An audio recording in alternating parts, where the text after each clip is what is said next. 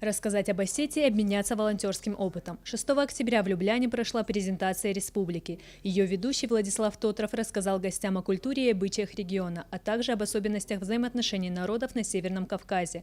В состав делегации вошли педагоги из Владикавказа.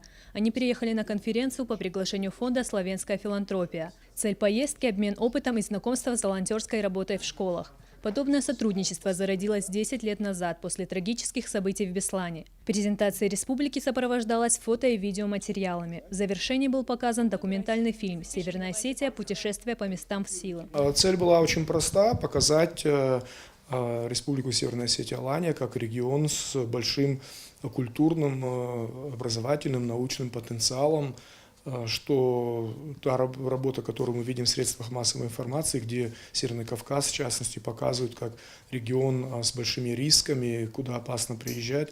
Я думаю, что все, кто нас видел и слушал, имел возможность увидеть обратно.